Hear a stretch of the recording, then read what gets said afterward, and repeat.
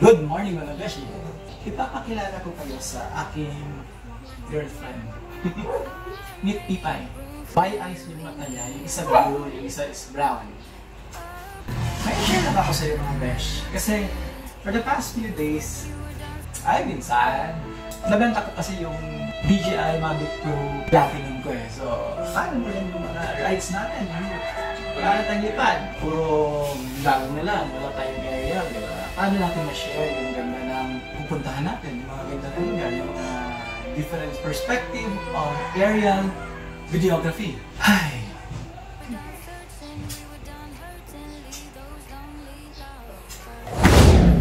Whoops! Okay! Meron na tayo DJI Mini 2. Alright, so i-unbox natin siya guys. But before that, what is the reason bakit binenta ko yung Mavic Pro Platinum ko? Or bakit hindi ako kumuha na lang ng Mavic Air 2 na mas maganda yung performance? Or maybe Mavic 2 Pro na 1-inch yung sensor, so mas maganda talaga yung kuha. Yung vlog natin is more on adventure, destination.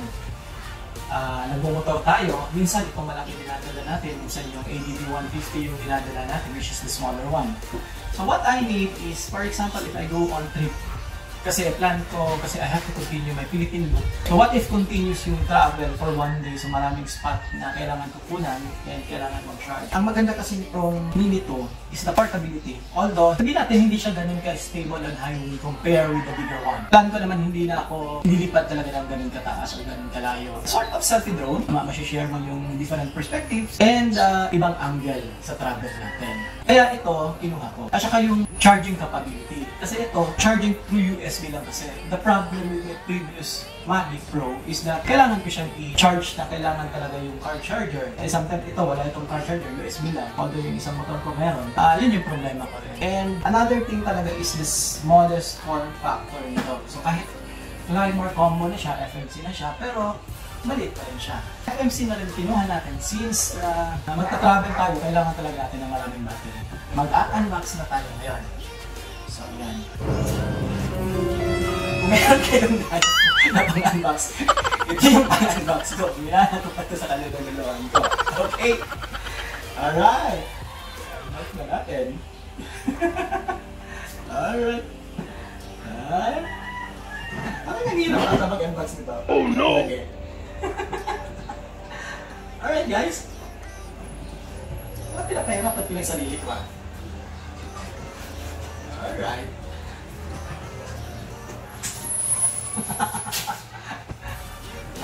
Ati sanay ba? Magamit naman pala itong nanggalalahan ko. Okay. So, nakuha natin through friends natin dito sa Davao. Yan. So, bagong-bago pa. So, natin. Yes. Ooh! May bag na siya. Yan. Uy, ang liit. Napakaliit. Yes. Yan. Yan guys. So, the material is premium. Maganda naman. It's like a, ewan ko anong tawag nito. Parang nylon siya na hindi nababasa. So, ang sabi naman daw is, this is water resistant. Siyempre naman yung sa mga tayo dito sa gilid, kung maulanan ka, medyo mabasa talaga ito.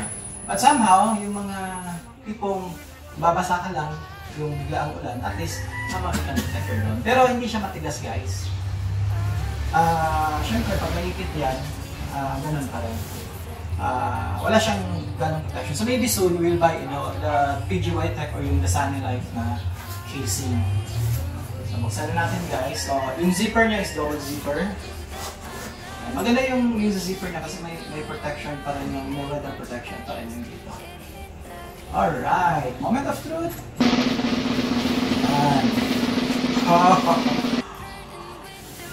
Wow!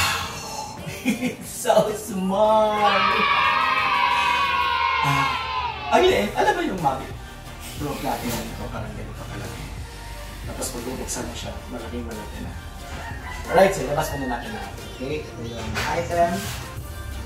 Ito yung the main drone.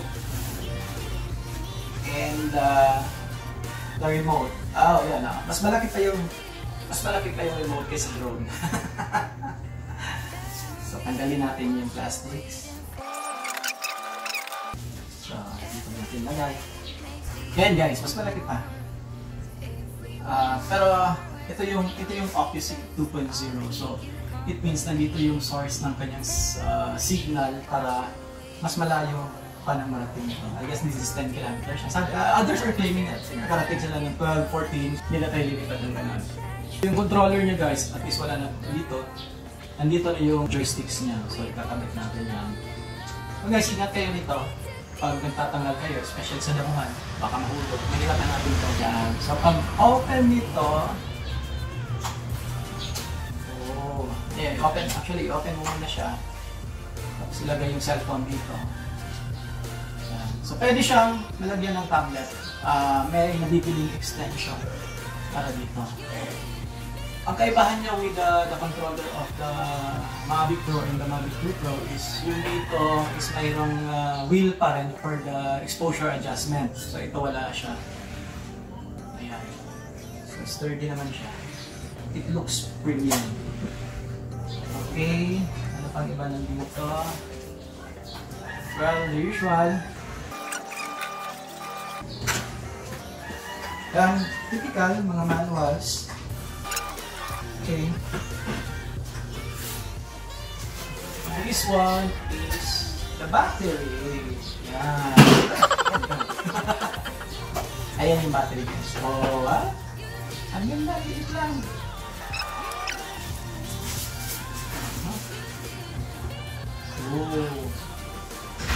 Ito yung batteries nito. So ito yung batteries niya guys. Tatlo. Isa dito sa drone. Tapos dalawa dito. Yan. Push nyo dito para tanggalin niya. Yan. May push nyo dito. Yan. Tanggalin.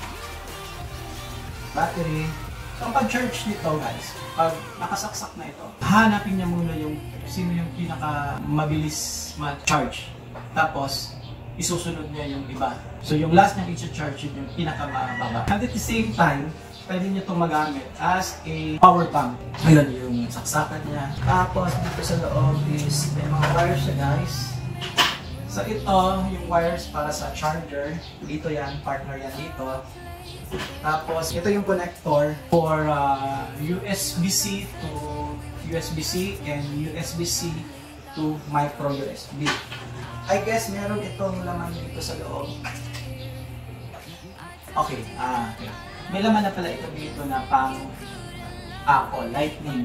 Android user tayo, so papalitan natin ito ng USB-C. So, check pa natin, baka may forever. Ito yung screwdriver for the props replacement or the propeller. So, meron siyang free na 6 na sets of propeller. Yung sa Platinum natin dati, hindi na kailangan ng screwdriver kasi ipupush mo lang yun at saka ano yun eh. Push and push lang yun, matatanggal na. Ito siya, meron siyang screwdriver, kasali naman maliit. Tapos, 6 na sets, so tigdadalawa, 6 na sets of propellers plus meron din siyang bolt na tigta-tatlo. Supposedly dalawa pero tatlo yung kasama dito sa isang pack. Yan. Then, meron din siyang extra joystick in case mawala mo yun. Pero, ingat lang guys. I guess, wala nang iba. Close na tayo. Yan. Wala din pang zipper. Baka may monster pa sila. Okay, so ayan guys yung unboxing natin. So next, gagawa tayo ng video for our first flight for this. The problem kasi yung bahay namin dito is nasa no-fly zone kasi siya. Nasa red zone talaga. So ma-on lang natin yung drone pero kasi set up lang natin yung drone pero hindi niya i-allow na i-pan rin yung propeller mismo. So ayan guys, yeah, we still follow the rules regarding the drone. We still respect the nature and as much as possible, be responsible drone flyer. Kung ano yung bawal, huwag natin gawin. Next time, gagawa tayo ng video. Review. Although marami ng review, pero gagawa lang tayo ng first flight for this one. thank you guys na sinamahan nyo na naman ako ngayon. And together with Pipay. So magpapaalam na kami. And please don't forget to subscribe, Pipay. So please don't forget to subscribe, like the video, and click the notification button para meron kayong update sa mga bagong videos natin. The more subscription, the more like, the more tayong gagawa ng mga ganitong videos in the future, including our adventures, including this one. Alright, so bye-bye, Pipay, bye-bye.